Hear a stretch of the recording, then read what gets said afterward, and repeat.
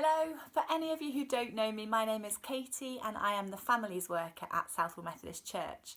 And for a little while we're going to be doing our children's church in a different way because we're not able to meet at the church. So we hope that you will get lots out of joining us online from your own home.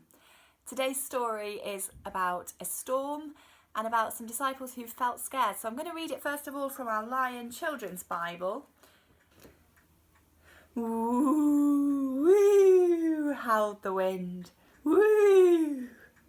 The little boat was right in the middle of the lake when the wind began to howl. Lake Galilee was so big, it was like the sea. It's a lovely day, Jesus had said to his special friends that morning. Let's go across the lake. They had been so busy, they needed a day off. The sun was warm and the lake was still. So still that Jesus lay down in the boat and fell fast asleep. Then, all of a sudden, the wind began to howl, woo, and the lake wasn't still anymore. It was full of big waves that tossed the little boat up and down, big waves that came to topple over the sides. The boat began to sink. Wake up! Wake up! Said Jesus' special friends. Save us, we're sinking! They were very scared. They had never seen such a storm. But Jesus was not a bit scared. Gently, gently now, he said to the howling wind. Look what you're doing. Lie down, he said to the waves. You're upsetting the boat. And at once, the wind stopped howling. The waves stopped tossing. All was quiet and still again. The friends all looked at one another. None of them could have done that. How had Jesus done it? Why were you all so frightened, Jesus said, when you know that God is looking after you? Trust him. I wonder how you feel when you go to sleep at night. Do you feel peaceful and find it easy to sleep like Jesus did in that boat? Or do you sometimes feel a little bit scared too, like the disciples? I know my children sometimes feel scared.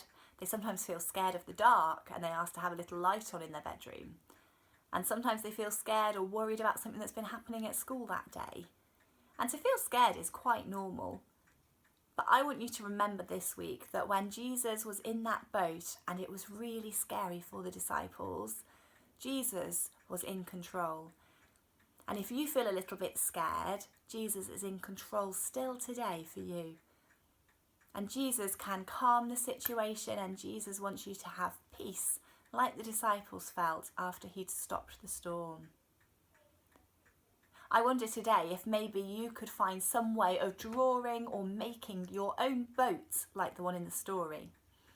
If you want to, you could paint or use pencils or felt tips, or you might even be able to make something out of junk modelling.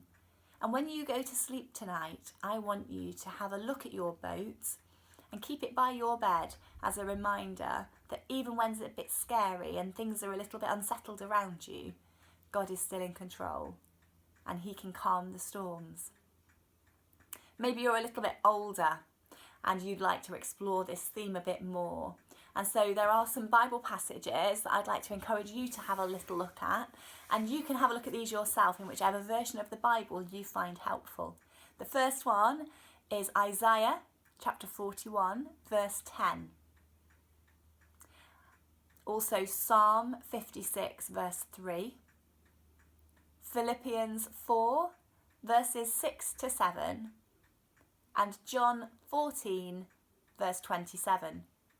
Now there's only a couple of sentences to read, there's not a lot of reading, but have a little look at those passages and see what you think.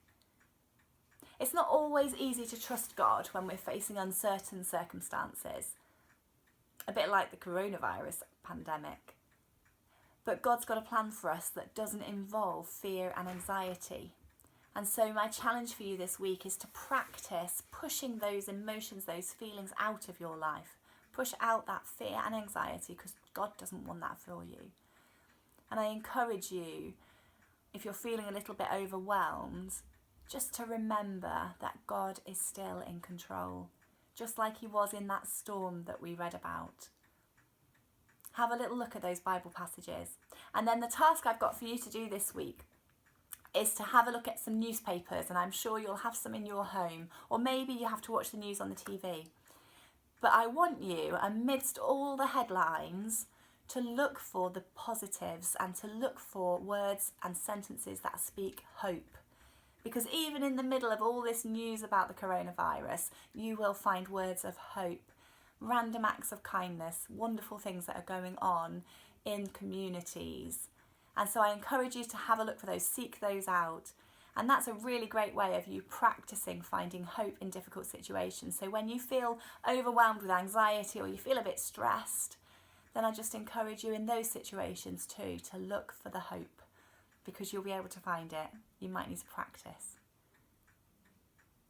Don't forget too that you've also got a really important role to play as children, because you can help to contain this virus. So the government are telling us to keep washing our hands and to try and stay inside or stay away from anybody unless it's absolutely essential you go out. So even though you're off school, try and follow the guidelines, and I pray that you will have a great week. You are all in our thoughts and our prayers, and we pray you will stay safe. And if you need anything, then please get in touch.